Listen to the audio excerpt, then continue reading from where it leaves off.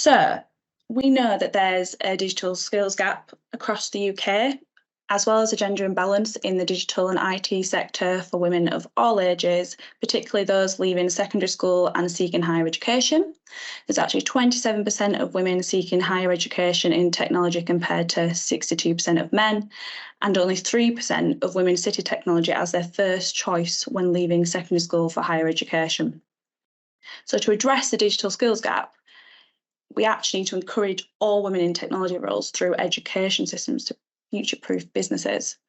And as women who come from education systems, as well as work ardently in and around them, let's discuss how we can inspire and encourage change in these education systems.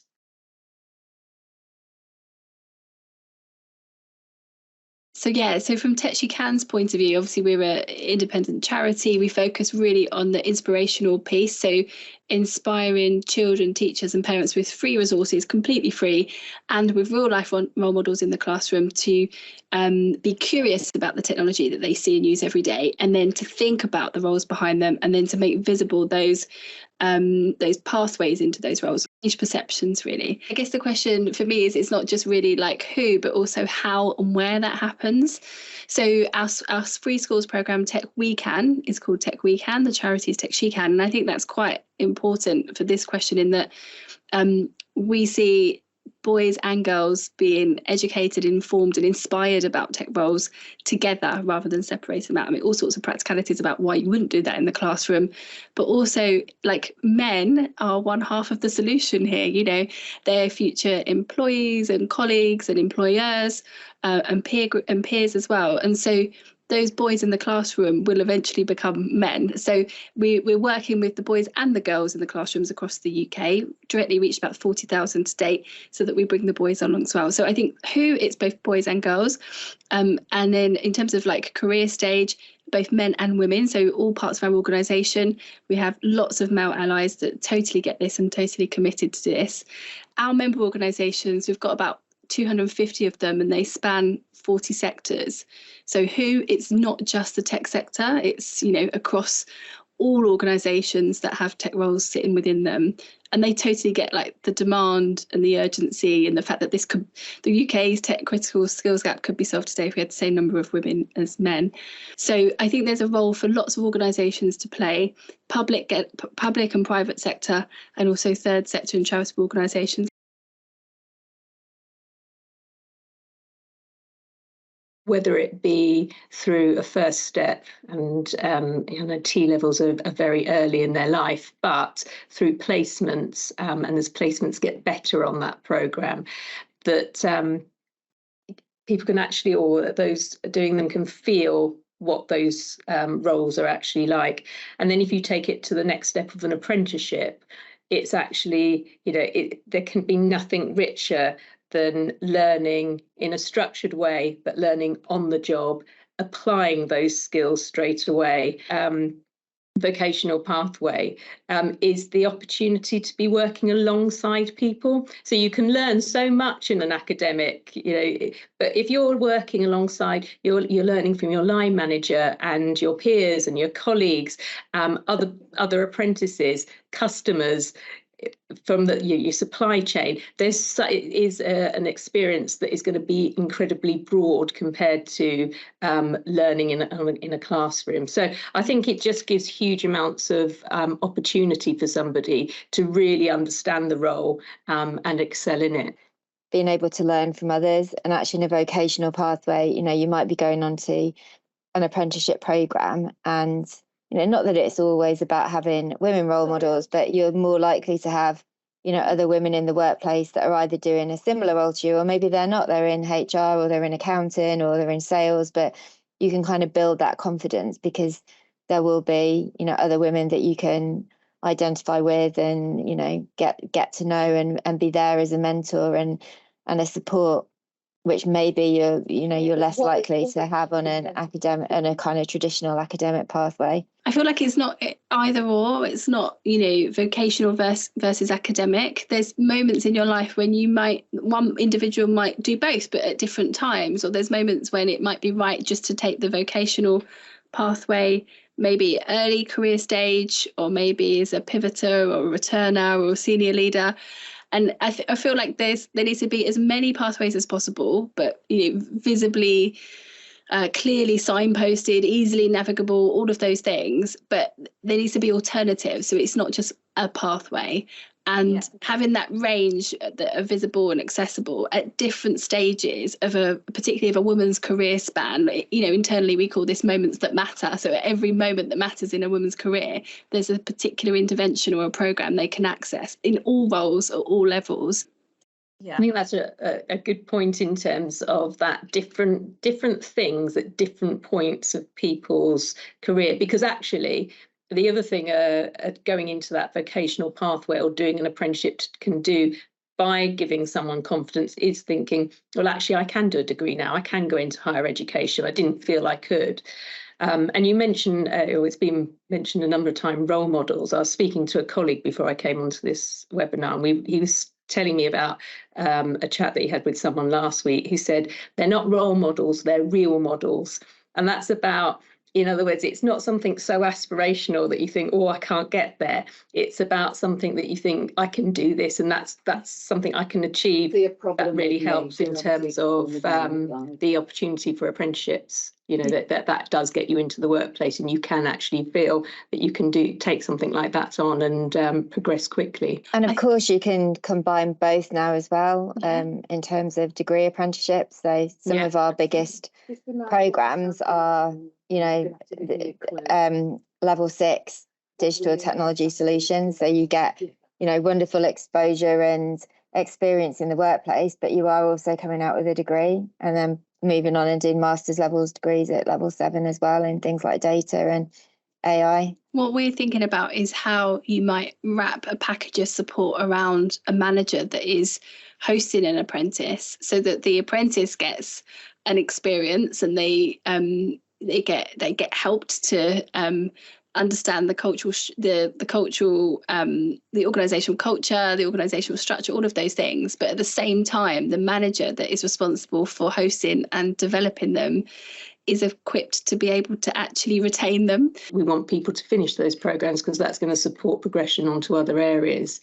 And a really important, massive skills gap that we have. That's the kind of culture we need, so that the future generation, I think you said, of leaders, mentioned that earlier on, they're seeing the importance of people completing programmes.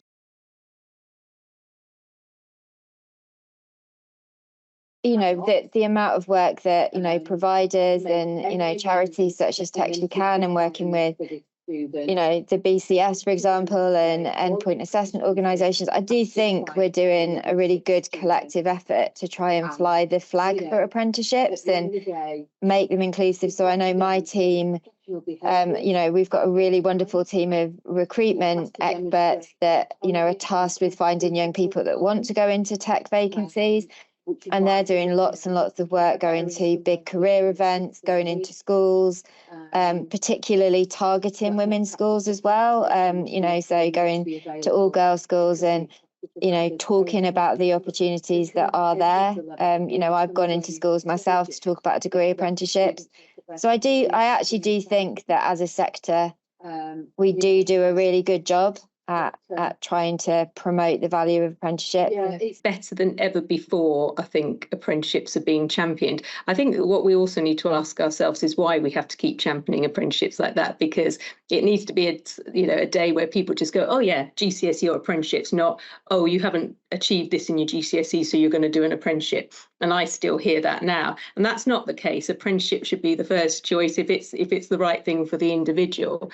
I think it's just the amount of celebration we do, and I know BPP does that, and everybody who has got a passion for apprenticeships is doing during National Apprenticeship Week everything they can to put out those, where we call them real or role models. In other words, the people who have got the good stories. We've got the National Apprenticeship Awards. BCS introduced the IT and Digital Apprenticeship Awards and also has a T-level category. So I think we're doing so much as a community around apprenticeships that message is definitely getting out. There's probably some sort of more sort of moves that we need to make that are going to make a difference at school level, at the kind of point where, yes, we can keep championing them, but actually apprenticeships need to be recognised in school as absolutely a fabulous choice.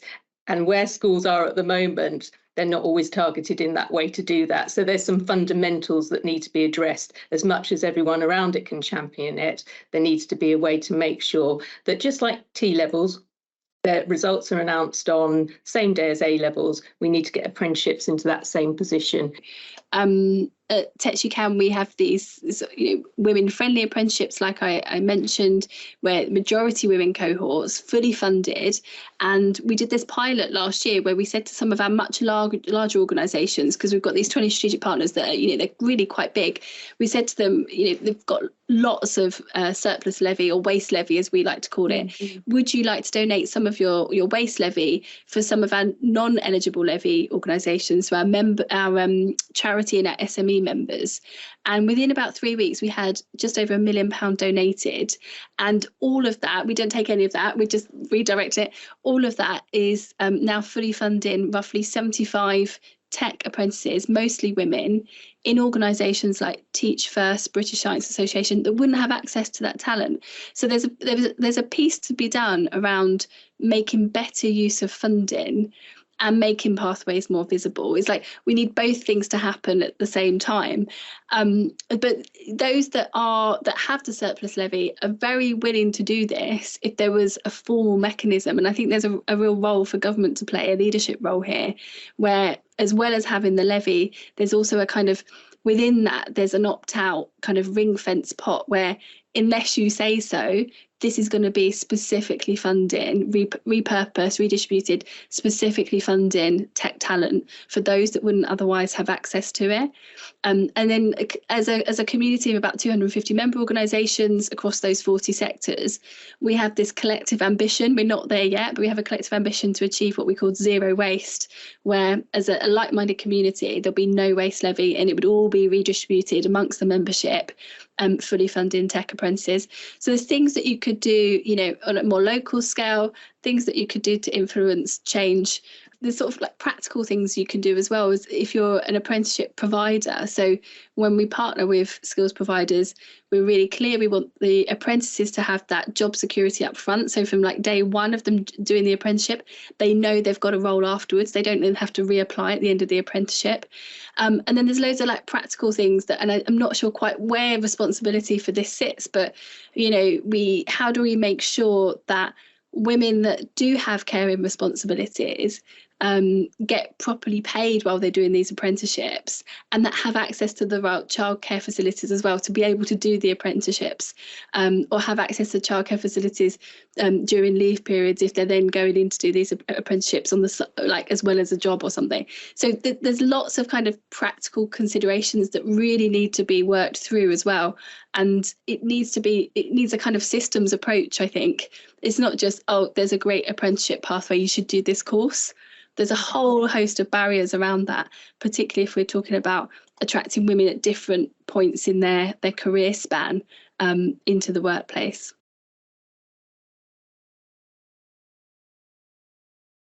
The evidence, the research says that equity and diversity and inclusion makes real business sense. It's good for business. And like in terms of TechUCAN, our charitable mission, it totally fits with this, because surely everybody wants to build a business or a product or a service or a piece of tech that, ultimately a world that includes us all and reflects us all. And there is this real danger that unless apprenticeships are made more visible and are more accessible, then the exclusivity that currently exists within tech roles just is perpetuated.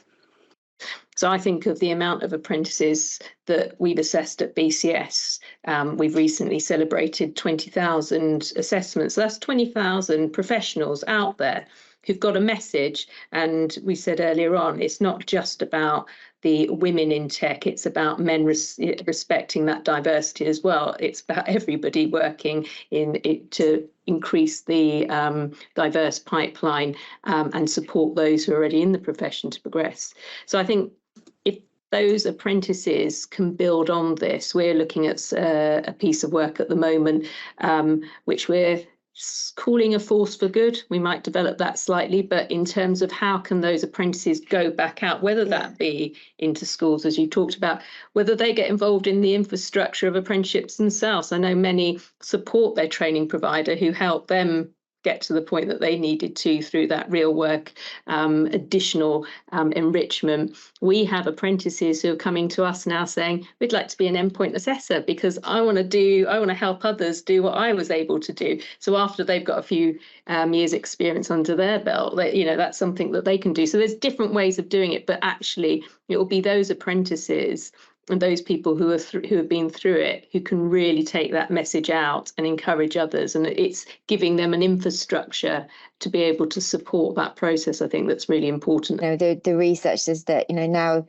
people do care about other things and just kind of making a lot of money and giving back and Absolutely. Feeling like they are making a difference. So if they have done an apprenticeship, then it might help retain them in the job role, because if employers are then making time for them to be able to give back either by going into school through volunteering hours, then that should enhance kind of their fulfillment in a role and help retain them as well. Yeah, we definitely see that, where there's an increased focus on things that are purpose-led and building that sustainable pipeline.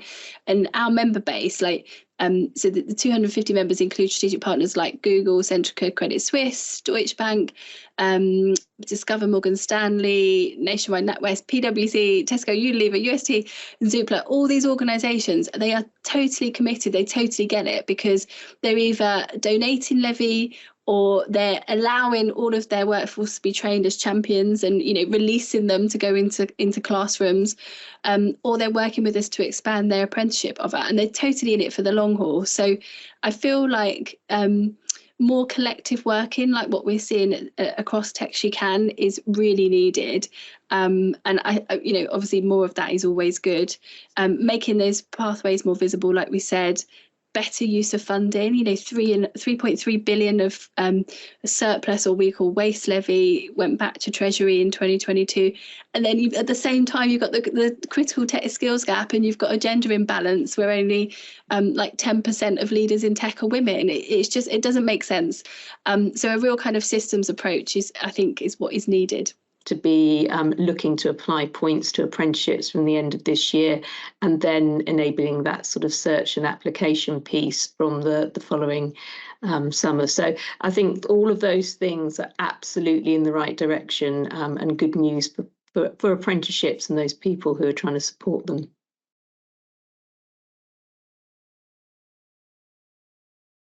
More broadly speaking, what we're seeing, and I would probably say yes, it is in some ways, because actually, if you take the number of women participating in the IT workforce has typically been about 17% year on year, and has increased to 23% roughly now. So there's no research to say that apprenticeships has achieved that, and I'm sure it hasn't, because there'll be a number of things. But I do think apprenticeships have probably played a part in that. And in actual fact, it might not just be because of it being an apprenticeship, but it's some of the things we've talked about already, which will give people confidence in the workplace. So that type of thing that, I don't know whether I could really do it, or could I go on to an IT degree or go straight into the workforce? In actual fact, by going onto a programme like apprenticeships, it's probably helping women see, right, this is how I can progress, and giving them that which then enables them to take it a step further. And I think that is where training providers really do need to come in and work closely with employers to make sure that we can really support our learners. And I know at BPP Estio we've got a really good learning support team that are there for our apprentices, however old they are, whatever their situation is, to reach out to and access that support that they might need if they are struggling. Because it was regular feedback to us around line managers just not quite sure how to be, managing their role with the apprentice and across the wider team. So we introduced a line managers toolkit a few months back, and it's gone down really, really well, because I think if we can, it's about training and support and guidance, and therefore even around the question that we've got here, that whole piece around diversity is understanding and then application and support for people to be able to do that.